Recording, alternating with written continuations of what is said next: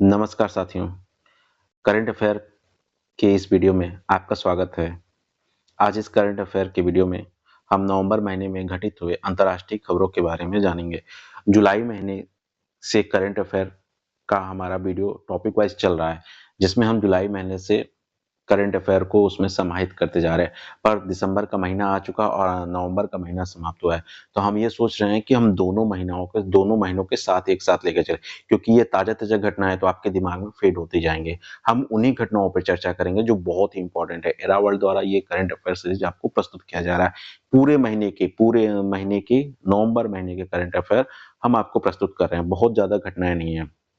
अब यहाँ आप देखेंगे किस प्रकार इस महीने में आसियान शिखर सम्मेलन हुआ, कॉप 30 सम्मेलन हुआ, G20 से शिखर सम्मेलन हुआ, एनवीडिया कैसे नंबर 1 कंपनी बन गई है, तूफान मेलिसा के बारे में चर्चा करेंगे। तो कुल मिलाकर 10 से 12 खबर है। वीडियो देखते रहिए और देखते ही देख कर आपको याद हो जाएगा। आने वाली समीक्षा अधिकारी मुख्य परीक्षा, पीसीएस जो कमिंग परीक्षा और अदर स्टेट परीक्षाओं के लिए ये महत्वपूर्ण होगा। पहले बढ़ते हैं। पहले हम अंतर्राष्ट्रीय संगठन जिनका सम्मेलन अभी हुआ है, उस पर थोड़ा सा ध्यान केंद्रित करते हैं। देखिए 3 सम्मेलन महत्वपूर्ण है। जैसा कि आप देख सकते हैं, पहला साइबर अपराध सम्मेलन, दूसरा आसियान शिखर सम्मेलन और G20। साइबर अपराध हनोई में आयोजित किया जा रहा है। यह दुनिया का पहला वैश्विक अपराध संधि पर हुआ सम्मेलन है। ठीक है, तो ये इसलिए इंपॉर्टेंट है। कहाँ आयोजित किया गया? वियतनाम, हनोई में। तो ये ज्यादा इंपॉर्टेंट है कहाँ पे हुआ है। वहीं आसियान शिखर सम्मेलन इस बार कहाँ हुआ है? कुआलालंपुर, मलेशिया में हुआ है। कहाँ पे हुआ है? कुआलालंपुर, मलेशिया में हुआ है। इसकी अध्यक्षता किसने की है? मलेशिया ने की है। इसका विषय क्या था? समावेशता और टिकाऊ। ठीक। तीसरा सबसे बड़ा सम्मेलन G20 शिखर सम्मेलन, जो कहाँ पे हुआ? दक्षिण अफ्रीका के जोहान्सबर्ग में हुआ। और सबसे बड़ी बात, इस बार अफ्रीका की मिट्टी पर यह पहला G20 सम्मेलन है। तो अफ्रीका कॉन्टिनेंटल को इंपॉर्टेंस देने के लिए इस सम्मेलन के आयोजन किया गया। ठीक, हमने 3 सम्मेलन को पढ़ लिया। अब हम बढ़ते हैं अगले तरफ। प्रौद्योगिकी में क्या अंतरराष्ट्रीय खबरों में है, उसको थोड़ा सा देख लेते हैं।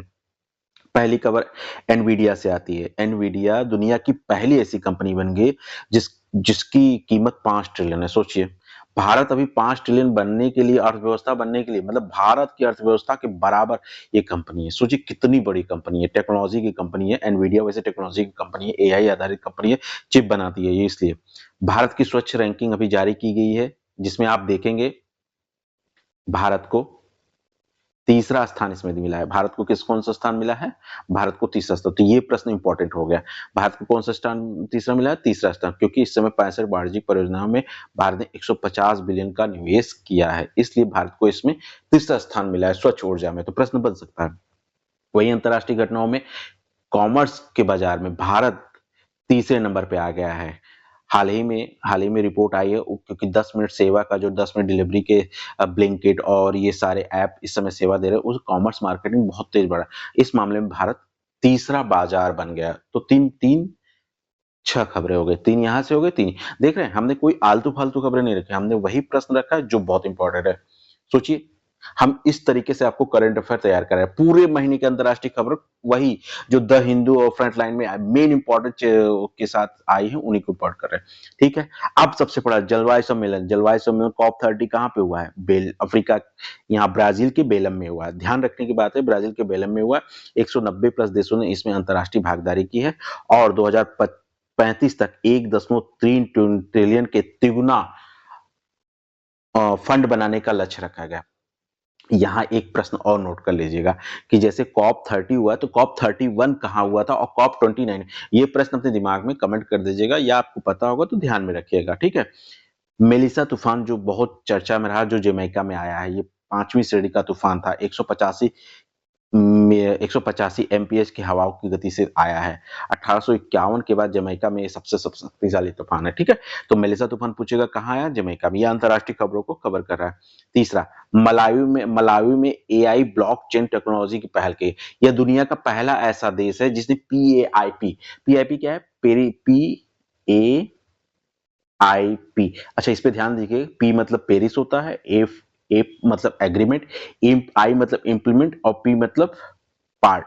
पेरिस एग्रीमेंट इंप्लीमेंटेशन पार्ट है।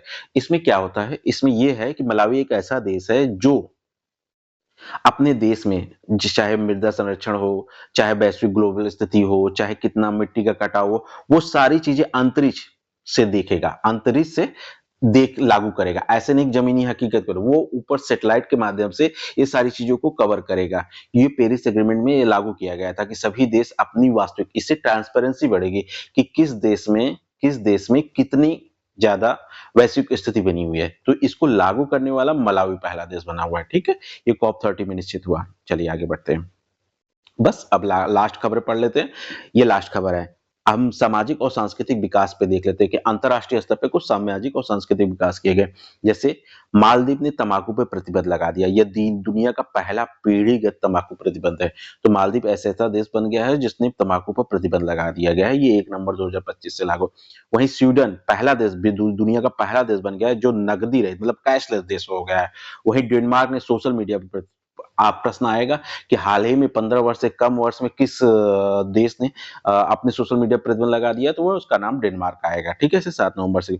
दूसरा, मुंबई को एशिया का सबसे खुश शहर मतलब सबसे हैप्पी सिटी जारी किया गया है।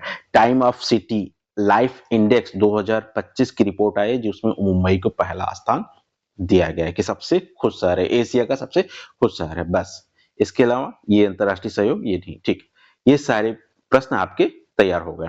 ठीक है, देखा 6 मिनट में हमने कम से कम 12 से 13 खबरों को, इंपॉर्टेंस खबरों को, हमने इधर उधर की खबरों को नहीं लिया है। हमने उन्हीं खबरों को लिया है जो हमारे लिए इंपॉर्टेंस रख सकते हैं। अगर आप ये खबर देख रहे हैं तो तब तक के लिए धन्यवाद। मिलते हैं हम आपसे नेक्स्ट वीडियो में।